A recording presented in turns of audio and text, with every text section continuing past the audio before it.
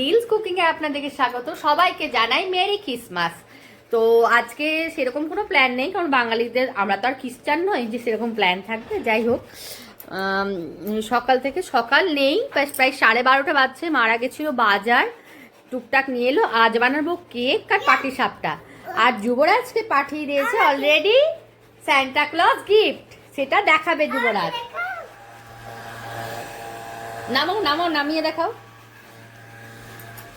তো যুবরাজকে পাঠিয়ে দিয়েছে, তো যুবরাজ আপনাদেরকে দেখাতে চাইছে। এই দেখুন বাবু, খেলো, পা দিয়ে মারো। এই যে এটার সিস্টেমটা হচ্ছে, কোথাও ধাক্কা খেলে আবার চলে আসবে ফিরে। সান্টা ক্লজকে থ্যাংক ইউ বলে দাও। Thank you Santa Claus. হ্যাঁ, ও গিফট পেয়ে গেছে। এবার আমরা একটু কেক পিঠে বানাবো, মানে বাঙালি আর খ্রিস্টানের একটা সংমিশ্রণ। কেক তো বানাতেই হবে, কারণ আমার হাতে বানানো কেকটা আমার হাজবেন্ড খুব পছন্দ করে। নিজের মতো বানানো যায় তো। তো চলুন দেখা যাক কেমন কেক বানায়, কেমন পিঠে বানায়। সারাদিনটা আপনাদের সঙ্গে খেলা। ঠিক আছে, দেখতে থাকুন ব্লগটা। চলুন, চলে এসছি দুপুরবেলায় খাওয়া দাওয়া সেরে। দুপুর আর নেই, এখন টাইম প্রায় 5টা বাজতে চললো। তো আমি তো একবার কেক দিয়ে ফেলেছি, রেডি করে নিয়েছি। আর আজকে যেহেতু বৃহস্পতিবার, তাই নিরামিষ কেক বানাচ্ছি। দেখুন আমি কি কি দিচ্ছি। মাসিও এসছিল, মাসিও বাসন টাসন ধুয়ে গেছে। তো প্রথমেই দেবো বাটার। বাটারটা শক্ত হয়ে গেছে। আমাদের এখানে এখন 16 ডিগ্রি চলছে। আমাদের এখানে এখন 16 ডিগ্রি চলছে। আপনাদের কত চলছে? 5টা বাজেনি এখনো। তো এখানে দিই, হ্যাঁ, তাহলে সুবিধে হবে। কি কি দিচ্ছি দেখাতে পারবো। তো এটা 200 গ্রামের বাটার। তো 100 গ্রামের কেক আমি আগেই বানিয়ে নিয়েছি, আর এখন আবার বানাবো। এই যে 100 গ্রামের বাটারটা আছে। গ্যাসটা অফ করে দিই।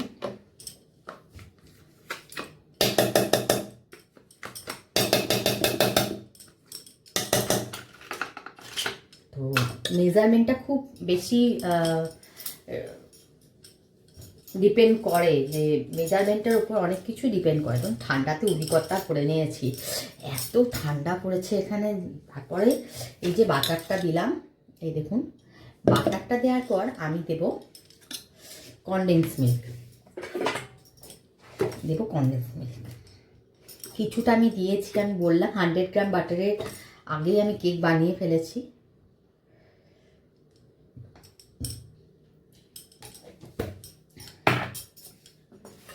দেব টক দই।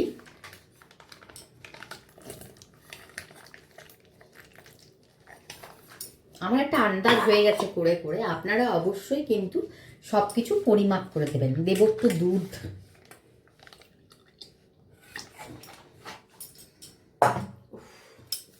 এত ম্যাসি হয়ে যায় না রান্নাঘর, রান্না করতে করতে।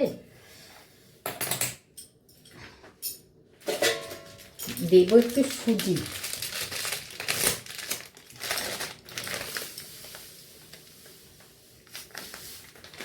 যেহেতু আমি নিরামিষ কেক বানাচ্ছি আর পুরোপুরি।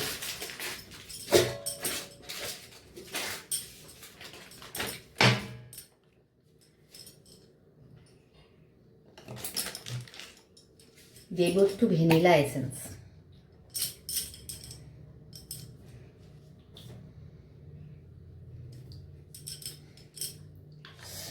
আপনাদের যুবরাজের, আবার আমারও। ও বাবা, আমার ব্যাটারি লো হয়ে গেছে ফোনের।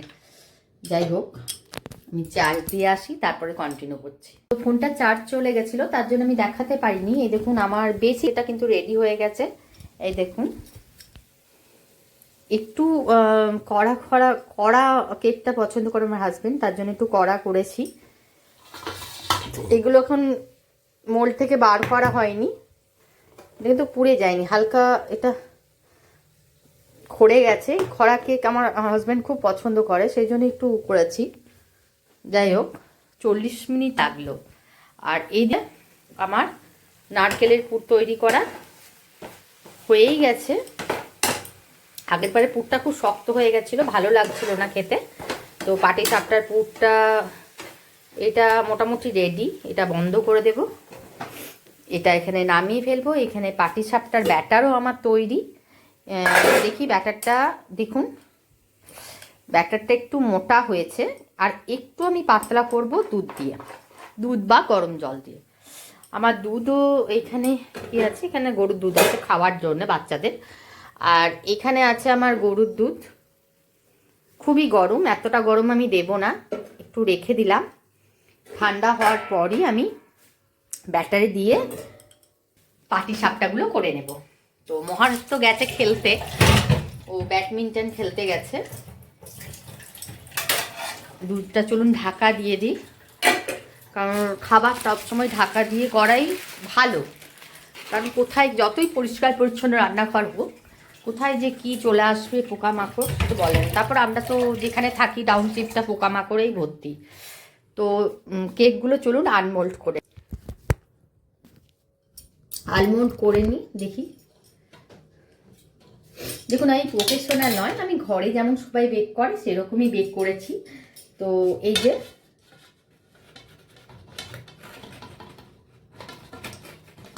আমার কাছে বাটার পেপার ছিল না, বাটার পেপার আমি ঘরে করে নিতে পারি। সাদা কাগজের ওপর বাটার গুলিয়ে বাটার পেপার তৈরি করা যায়। তো আমি কি করি, আমি আগে অয়েল ব্রাশ করে নিই, তারপর ময়দা দিয়ে দিই। ময়দাটাকে ভালো করে চারিদিকে স্প্রেড করে দিই, এক্সট্রা ময়দাটা ত্যাগ করে ফেলে দিই, তাহলে সেটা একটা বাটার পেপারের মতনই কাজ করে। তো দেখা যাক কেমন হয়েছে আমার।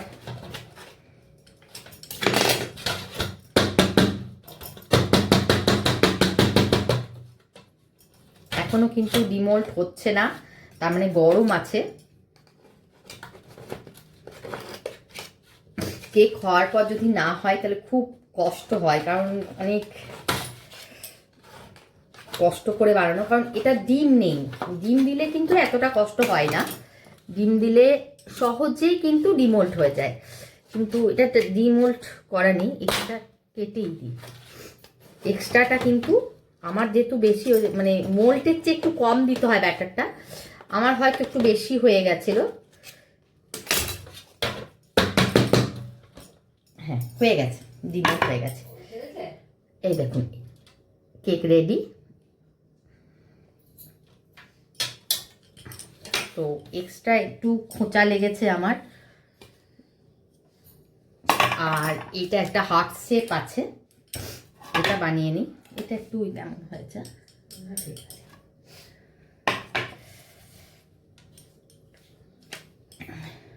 দেখুন এক্সট্রাটা আমি কেটে দিচ্ছি,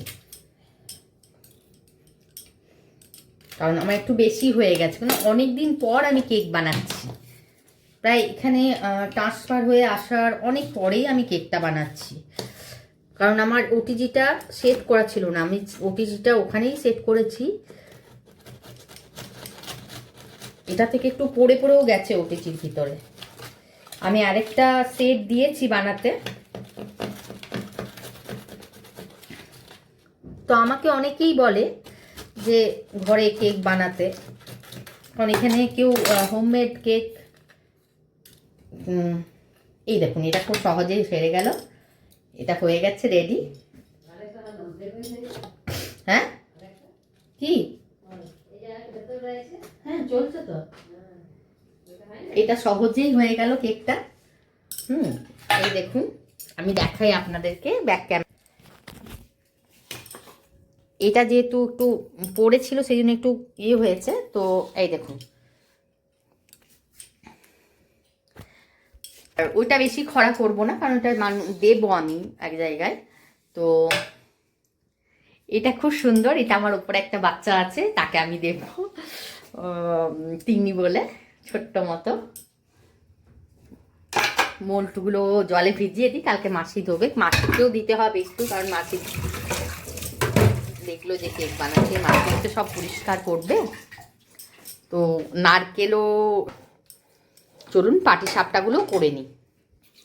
আগে ওর বাবাকে দেখি কেকগুলো কেমন হয়েছে। আর আরেকটা শেক চলছে, আমি দেখাই।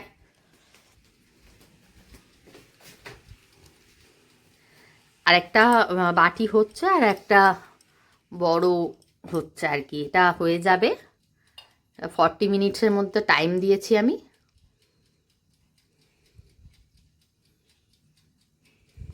এখন একটুই হয়েছে, 5 মিনিটসের মতো হয়েছে।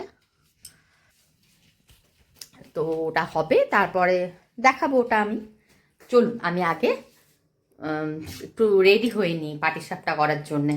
চলুন, আমার কেক বানানো হয়ে গেছে, এই মেন ব্যাপার খাওয়াও হয়ে গেছে অনেক কেক, আর পাটিসাপটাও রেডি। এই যে একজন দাদাকে দেবো বলে প্যাকও করে নিয়েছি। তো পাটিসাপটাও রেডি হয়ে গেছে আমার। তো আপনাদেরকে এই পাটিসাপটা আর কেকের শুভেচ্ছা রইল আজকে শীতের দিনে, খ্রিসমাসের দিনে। মেরি খ্রিসমাস, সবাই ভালো থাকবেন, সুস্থ থাকবেন, আপনাদের জীবন হচ্ছে। আজকের ব্লগটা এই পর্যন্তই। ভালো থাকবেন, সুস্থ থাকবেন। আমার পেজ যদি ফলো করতে হয়, আমার লাইফস্টাইল যদি আপনারা দেখতে চান, অবশ্যই আমার পেজটাকে ফলো করবেন। টাটা।